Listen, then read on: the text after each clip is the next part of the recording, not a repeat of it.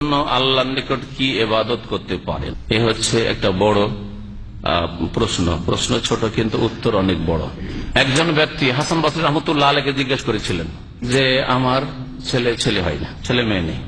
আর একজন কি বলছে, আমার দারিদ্র মোচন হয় না, আমার অভাব দূর হয় না। আর একজন বলছে যে অনাবৃষ্টি। আর একজন বলছে আমার বালা মুসিবত ইত্যাদি বিভিন্ন রকম অভিযোগ করেছিল কয়েকজন। উত্তর একটা ছিল। উত্তরটা কি ছিল? কি করো?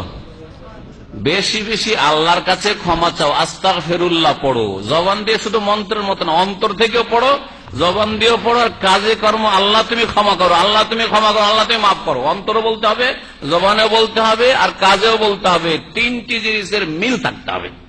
তিনটি জিনিসের যদি পরস্পর বিরোধিতা থাকে, জবানে বলছে আর অন্তর বলছে না, অন্তর আবার পাপের দিকে সবসময়, হাত পা শুধু পাপের দিকে বাড়ছে, হারামের দিকে বাড়ছে, তাহলে কাজ হবে না। ইস্তাগফিরু রাব্বাকুম ইন্নাহু কানা গাফফারা ইউরসিলিস সামা আলাইকুম মিদরারা ওয়া ইমদিদকুম বিআমওয়ালিন ওয়া বানিনা ওয়া ইয়াজআল লাকুম জান্নাতিন ওয়া ইয়াজআল লাকুম আনহারা। এখানে আল্লাহ তোমাদেরকে সাহায্য করবেন বিআমওয়ালিন, ধন সম্পদ দিয়ে, ওয়া বানিনা, আর ছেলে মেয়ে দিয়ে, সন্তান দিয়ে। আল্লাহ পাক বলেছেন। তাহলে বোঝা গেল যে সন্তান পাওয়ার জন্য একটা গুরুত্বপূর্ণ উপায় কোরআনে সূরা নূহের কথা কি?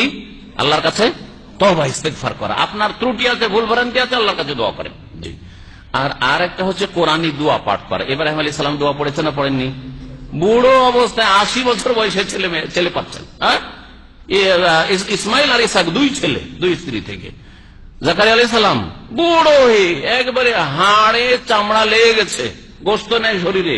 জি, সেই অবস্থায় আল্লাহ পাক তাকে ছেলে দান করছেন। দোয়া করেছেন কার কাছে? আল্লাহর কাছে। ওসিলা ধরে নাকি গোশ কুতুবের, আদম আলাইহিস সালামের, অথবা বড় নবী নূহ আলাইহিস সালামের, অথবা ইব্রাহিম খলিলুল্লাহ? কার ওসিলা ধরেছেন? কোন ওসিলা ধরেছিলেন না ডাইরেক্ট চেয়েছিলেন? রব্বি হাবলি মিন লাদুনকা যুররিয়াতান তাইয়্যিবা ইন্নাকা সামিউদ দুআ। এটা হচ্ছে জাকারিয়া আলাইহিস সালামের দোয়া। ইব্রাহিম আলাইহিস সালামের দোয়া রব্বি হাবলি মিনাস সালিহিন। মুমিনদের দোয়া রব্বানা হাব লানা মিন আজওয়াজিনা ওয়া যুররিয়াতিনা কুররাতা আয়ুন ওয়াজআলনা লিল মুত্তাকিনা ইমামা। কোরআনে কারীমে একাধিক ছেলে মেয়ে চাওয়ার, নেক সন্তান চাওয়ার দোয়া আছে। যাদের ছেলে মেয়ে হয়েছে মনে করছেন যথেষ্ট, এগুলো যাতে করে নেক হয়, এগুলো যেন ভালো থাকে, নেক ভালো পথে থাকে, এর জন্য দোয়া রয়েছে সূরায়ে আহকাফে। এই দোয়াগুলি আপনি চয়ন করে আল্লাহর কাছে করবেন।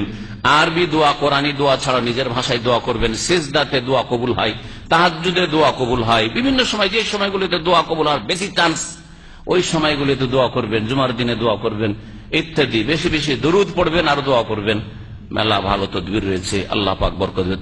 তারপর আল্লাহ সম্পর্কে সুধারণার কথা এখানে বলবেন। আমার বিষয়টি যদি আল্লাহ না দেন, তাহলে এতে আল্লাহ কল্যাণ রেখেছেন, আল্লাহ কোন কল্যাণ রেখেছেন, সুধারণ। আল্লাহ তুমি যদি নাও দাও, তো আমি জানি যে এতে আমার কল্যাণ আছে। হতে পারে যে ছেলেটা আসবে সেটা আমার জন্য বিপদ হবে, সেই জন্য হয়তো, বা আমি হয়তো ছেলের হক আদায় করতে পারবো না, ইত্যাদি ইত্যাদি মেলা কিছু হইতে পারে।